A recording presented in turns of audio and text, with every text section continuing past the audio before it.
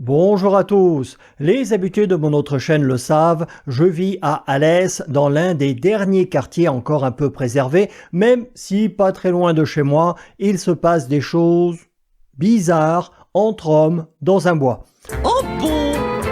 Dans ma dernière vidéo, je vous parlais du maire d'Alès qui a reçu 2 balles de 9 mm chez lui avec un petit mot amical de la part de la DZ Mafia.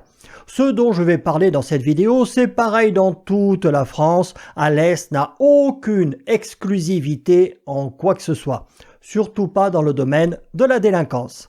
Monsieur Rivin, que je le connais un petit peu, j'ai discuté 2 ou 3 fois avec lui, et alors qu'il fait lui-même du vélo, donc qu'il connaît les risques associés, il était tout fier de me dire qu'il avait fait réaliser X dizaines de kilomètres de pistes cyclables dans l'agglomération, alors qu'il s'agit en fait d'un simple marquage au sol que personne ne respecte à 30 cm du trottoir.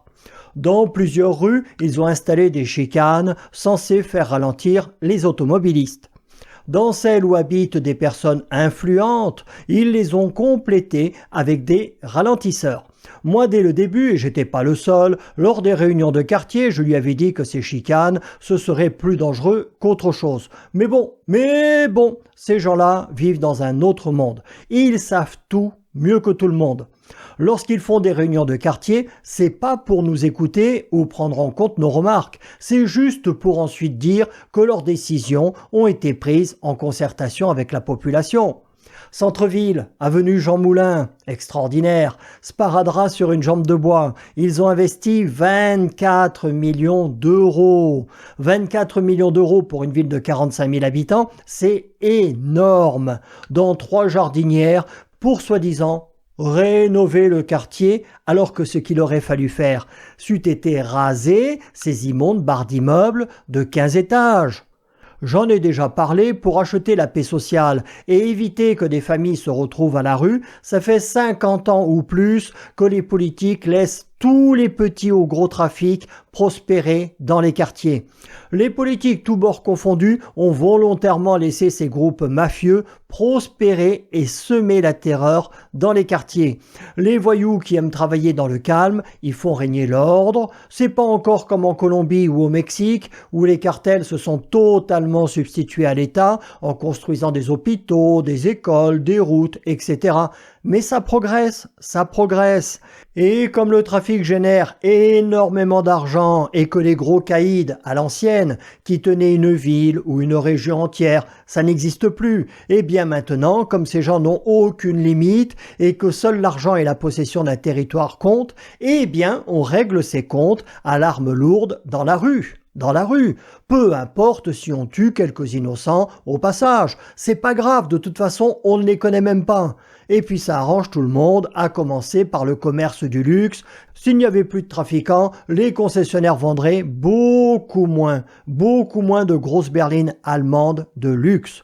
Donc, après qu'il ait reçu 2 balles de 9 mm dans un courrier et des menaces de la part de la DZ Mafia, Laurent Nunez, le ministre de l'Intérieur, a été informé qu'un projet d'action violente pouvait être en préparation contre le maire d'Alès et que la réalisation de cette action était imminente. On parle d'une voiture piégée qui aurait pu exploser devant chez lui. On va tous mourir! J'espère qu'il habite loin de chez moi. Donc, dans la nuit de lundi à mardi, lui et sa famille ont été exfiltrés de leur domicile, mis en lieu sûr et le raid assure désormais sa protection. En complément, les CRS ont été déployés dans les quartiers des Cévennes et du Pré-Saint-Jean. Je connais des gens qui vivent dans ces quartiers, ils m'ont expliqué que les dealers étaient partis bien avant leur arrivée et que les flics ne faisaient pratiquement que de la figuration en embêtant les honnêtes gens qui n'ont rien à voir avec le trafic. Ça, c'est comme dans les émissions de télé, les gars ils arrivent gyro allumé, sirène à fond et bien entendu, bien avant leur arrivée, comme si c'était fait exprès pour prévenir, aussi bien les dealers que la marchandise, tout a disparu. La dernière fois, les CRS sont restés 3 ou 4 mois dans ces quartiers et 5 minutes après leur départ, toutes les petites mains et le trafic étaient revenus. on fait semblant d'agir pour rassurer la population et donner l'impression de servir à quelque chose, mais ces actions sporadiques ne sont qu'un coup de pied dans l'eau.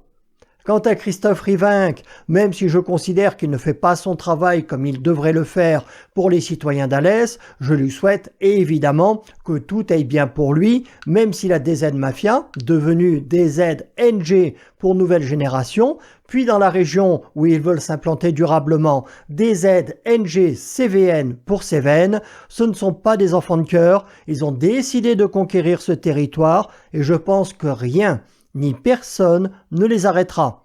Les CRS ne vont pas rester ici à vie. Rivinc, il ne va pas vivre ad vitam aeternam dans les sous-sols de la préfecture avec sa famille, ni être escorté en permanence par le raid. Le temps joue en faveur des malfaiteurs et au moindre trou dans la raquette, ils frapperont, ce qui servira d'avertissement pour le successeur de M. Virenque et tous ceux qui travaillent pour la justice. Je l'ai déjà dit, la seule solution, c'est de frapper fort, très fort, et suivre l'exemple du Salvador si on ne veut pas rester ou devenir un narco-État. Salut à tous.